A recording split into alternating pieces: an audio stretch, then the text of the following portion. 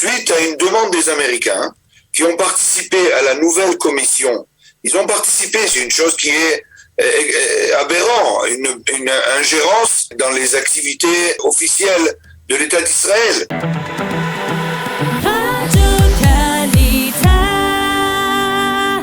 Nous avons le plaisir d'être en ligne avec Dan Bismuth. Dan, bonjour, Boker Tov. Boker Tov. Je rappelle à nos auditeurs de Radio Kalita que vous êtes le conseiller spécial du président du conseil régional de Samarie, aussi d'Agan, et à ce titre, vous êtes bien placé pour essayer de nous expliquer ce qui se passe un peu en Judée, en Samarie, ou même en Samarie en particulier. Au niveau de ce que l'on appelle en hébreu la Akpa Ashketa, est-ce qu'il y a effectivement, comme on semble le dire et comme on le lit un peu partout dans les journaux israéliens de ce vendredi, une sorte de gel de la construction en Judée et Samarie de la part du gouvernement? Tout à fait. C'est pas un gel silencieux comme vous le dites, c'est un gel très brûlant, très bruyant, pardon. Et je peux vous donner des données si vous voulez. Par exemple, dernièrement, on nous a accordé 2000 unités de construction pour toute la Judée et Samarie, pas seulement le Shomron, pas seulement la Samarie. Mais avec ça, ils ont aussi accordé 1000 unités aux Palestiniens. De ces 2000 unités qui ont été accordées, en fait, ça a été une réduction de 3000 parce qu'il y aurait dû en avoir 5000. Et c'est une chose qui est de facto très très grave parce que le problème, il n'est pas seulement politique. Il est aussi humain, c'est-à-dire que nos villages grandissent de façon beaucoup plus importante que le reste d'Israël. Pour vous donner une idée, Israël grandit par an entre 2 et 2,1% par année de personnes. Mais chez nous, nous atteignons les 8 et même 10%. Les gens veulent venir chez nous, c'est-à-dire que ce n'est pas seulement un problème politique, c'est aussi un problème humain. On n'a plus assez d'unités pour pouvoir permettre aux gens de venir et les gens veulent venir. Je voudrais revenir sur un point. Vous avez parlé de 2000, 3000.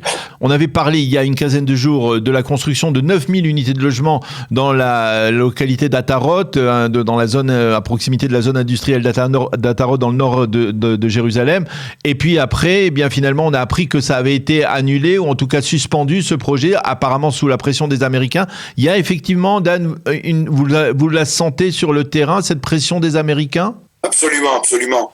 Je sers aussi de conseiller du maire de Jérusalem, M. Moshe Léon, qui lui a fait avancer, avec bien sûr avant lui M. Barkat, qui a fait avancer ce projet-là de Atarot, qui est l'ancien aéroport de Jérusalem.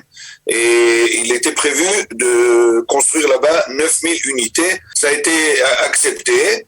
Et suite à une demande des Américains, qui ont participé à la nouvelle commission, ils ont participé, c'est une chose qui est aberrant, une ingérence dans les activités officielles de l'État d'Israël.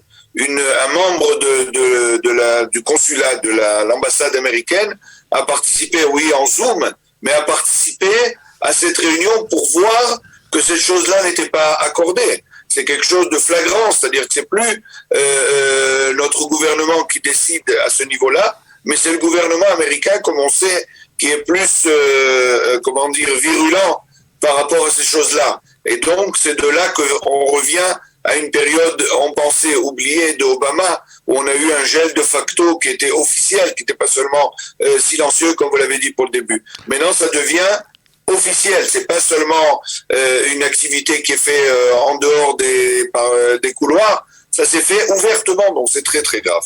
Donc aujourd'hui, vous pouvez nous dire que presque officiellement, il y a un gel de la construction sous la pression des Américains, pour résumer. Tout à fait, pas seulement les Américains, bien sûr, comme vous le savez, dans le gouvernement actuel, il y a des partis de gauche et même d'extrême gauche qui sont contre ces choses-là.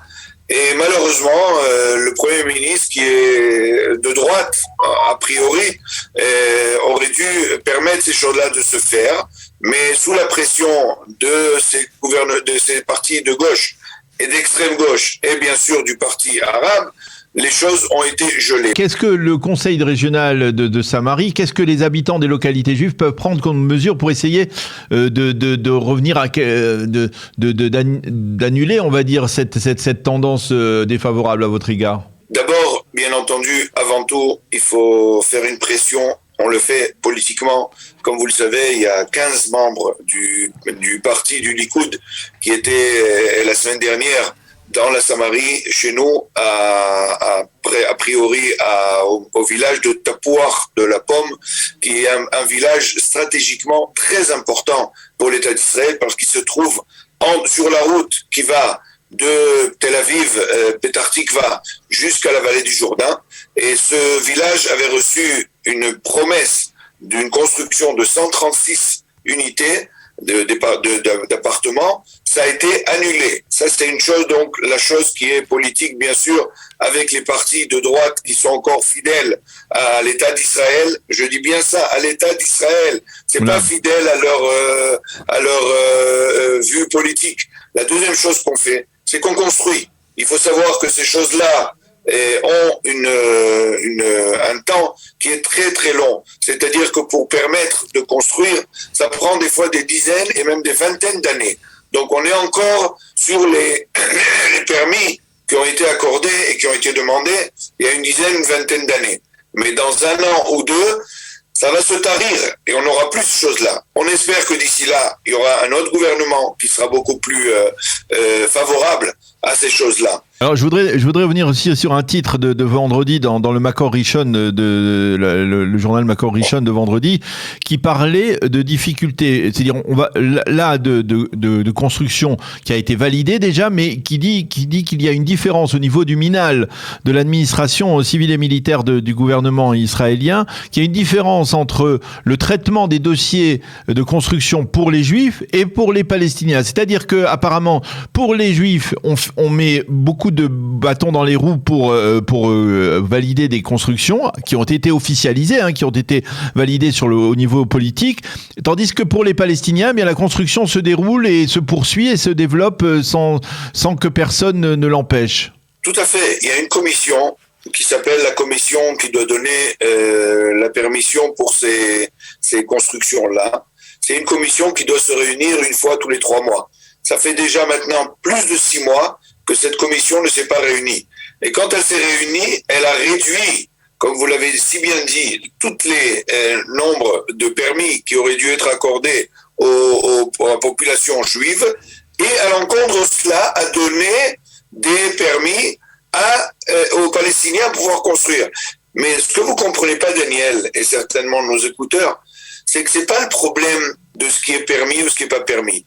Nous, en tant que citoyens de l'État d'Israël, nous respectons la loi. C'est-à-dire que si on nous permet de construire que 2000 unités, nous construirons 2000 unités.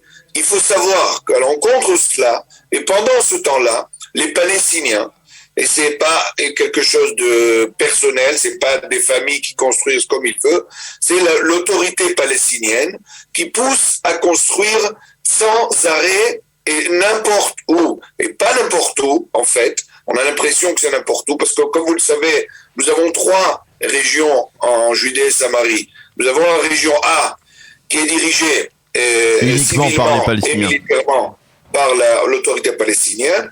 La région B, qui est civilement dirigée par l'autorité palestinienne et militairement par Israël. Et la région C, qui est dirigée entièrement par l'État d'Israël, et civilement et militairement. Il faut savoir que cette région-là ne comprend que quelque chose comme 50 000 Palestiniens, c'est pas beaucoup. Mais les Palestiniens, voulant gagner, si vous voulez, sur l'État d'Israël à ce niveau-là, construisent dans cette région-là, qui est interdite de construction pour les Palestiniens, à moins d'avoir des permis.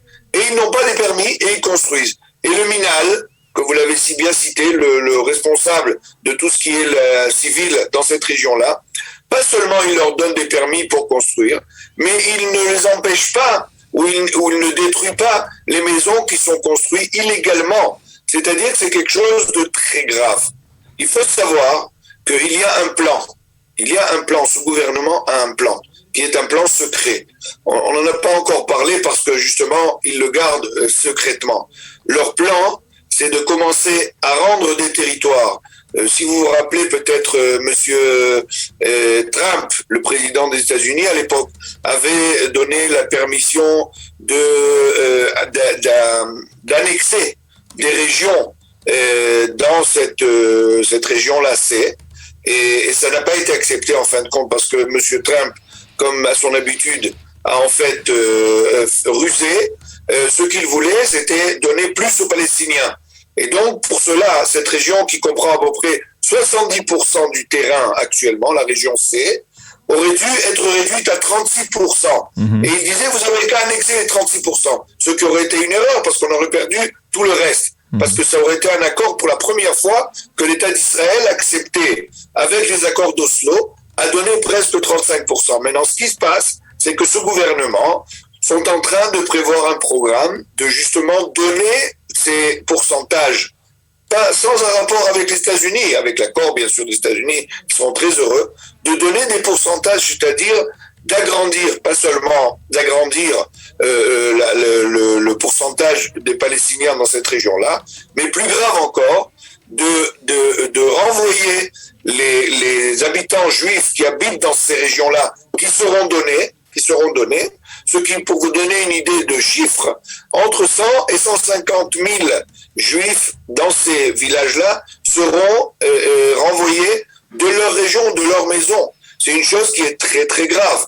Je voudrais aussi rajouter une autre chose avec votre permission. La quantité d'unités d'appartements qui se trouvent dans la Judée-Samarie, et particulièrement dans l'ouest de la Judée-Samarie, c'est-à-dire la région qui est très proche de Petah Tikva et de Tel Aviv, c'est un réservoir pour permettre à beaucoup de familles, c'est pour ça qu'on est à 8 à 10% d'augmentation chaque année, qui ne trouvent pas à acheter ou à habiter dans la région du centre qui est explosive au niveau de logement, trouvent leur solution dans cette région-là. C'est pas uniquement motivé par des motivations idéologiques pures, mais aussi par des motivations de mode de vie, de conditions de vie. Exactement, c'est-à-dire que les gens veulent une solution, les jeunes couples n'arrivent pas. J'ai vu, ma femme m'a parlé Shabbat d'une émission qu'elle a vue à la télé, dans laquelle on parlait d'un appartement qui était loué à Tel Aviv, 12 mètres carrés, pour 3500 shekels. Imaginez-vous un petit peu 12 mètres carrés, alors que vous pouvez recevoir pour ce même prix une villa dans la Samarie avec une superficie de presque 300 mètres carrés, ce qui résoudrait beaucoup de problèmes à beaucoup de gens. Mais seulement, on rentre la politique partout, et c'est ce qui fait que les choses sont faites de façon très très grave. Moi je dis, ça n'est pas encore su, ça va se savoir. Eh bien, Dan Bismuth, merci beaucoup pour ces révélations tout à fait intéressantes et même peut-être pour certains particulièrement inquiétantes. Merci de nous avoir informés de ce qui se passait un peu dans le Shomron, en Judée et en Samarie, autour donc de ce gel de la construction que vous dites il n'est pas silencieux, il est véritablement il crie de colère en tout cas de la part des habitants et des responsables des localités juives de Judée et de Samarie. Merci d'avoir été avec nous et de nous avoir informés à ce sujet ce matin. Shavua Tov, à bientôt, Dan.